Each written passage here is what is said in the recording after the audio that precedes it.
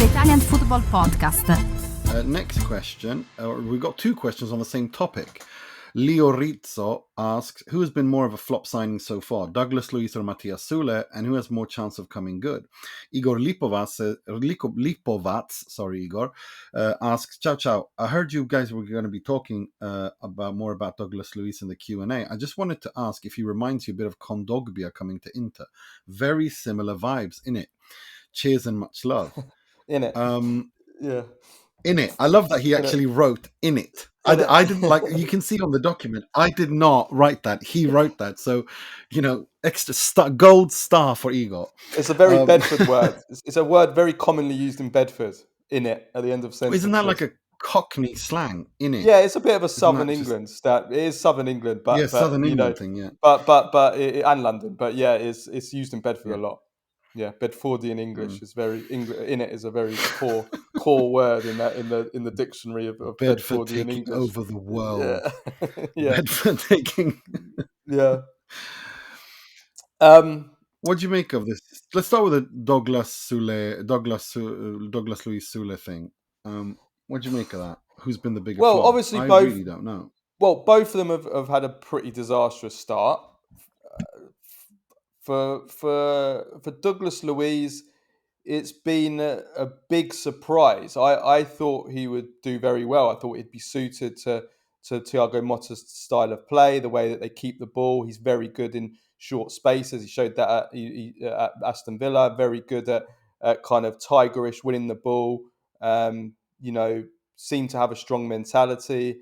I thought he'd be very, very good. I thought he would kind of, and in pre-season he looked pretty decent as well. I thought he would start really strongly, but he's had a bad start. I mean, Motta didn't seem to trust him at the beginning. I think maybe that was he came back late from pre-season.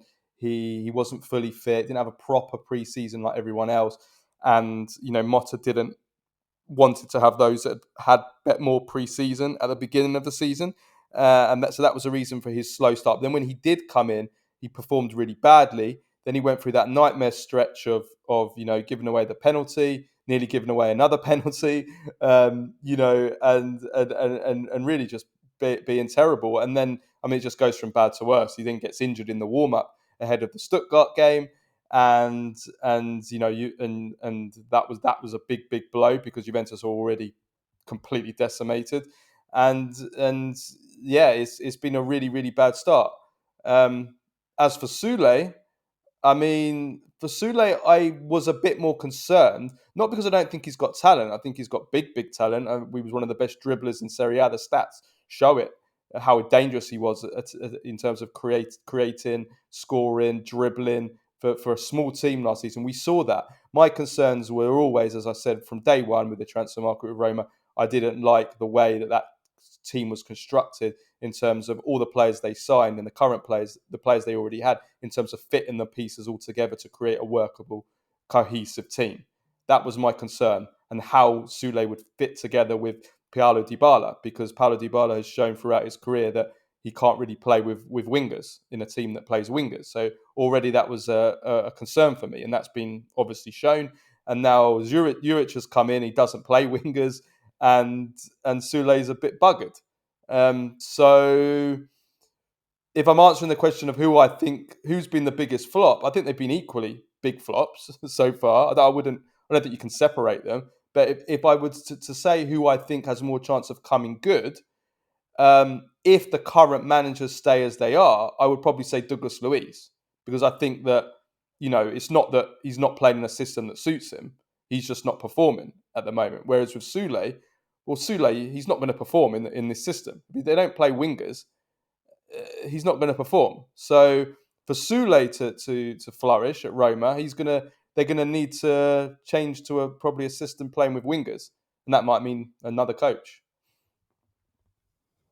That's exactly it. That's exactly what I was going to say. I think it's yes, they've both been flops, but it's for two separate reasons. The Soule situation is insanity, because going from De Rossi to Ivan Juric, and then your marquee signing of the summer being Matias Soule, I can't. As we said on Monday when we discussed Roma, it's insanity. To me, that is that's an ownership issue.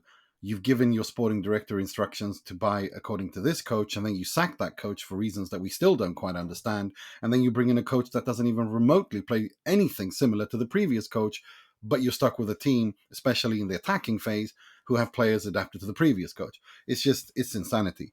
There is no coherence at Roma, and I understand why Roma fans are so pissed off, and Rome media are so annoyed.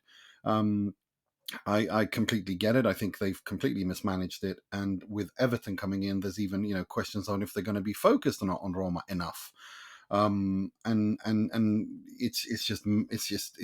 makes no sense to me at all. And I wonder what they do with him. Douglas Luiz, I got to be honest. I wonder if I cursed him when I called him David Luiz in one of our earlier episodes when he joined. But seriously, it's atrocious. He looks like a fish out of water. He looks so confused. I mean, Thiago Motta is Brazilian. He's born in Brazil, if I'm not mistaken. So clearly they do speak the same language. What is going on? It literally looks like they don't know how to communicate with one another. He looks so lost tactically in this. And I don't understand. He's a big signing. What was he, 60 million? 50 million, yeah. 50. I mean, you can't afford to fail. Italian clubs just cannot afford to fail signings of that magnitude. And it just looks like a giant. They prioritised him over Riccardo Calafiori. I mean, which is just, that's a huge dud for Giuntoli. That's a huge L for him, as the kids say. Yeah. And I'm not going to write him off yet, though. No, I'm not writing him off yet. I'm just saying so far. He showed some slight improvements in that game against Lazio, even if he got lucky, obviously, with not getting sent off. But he I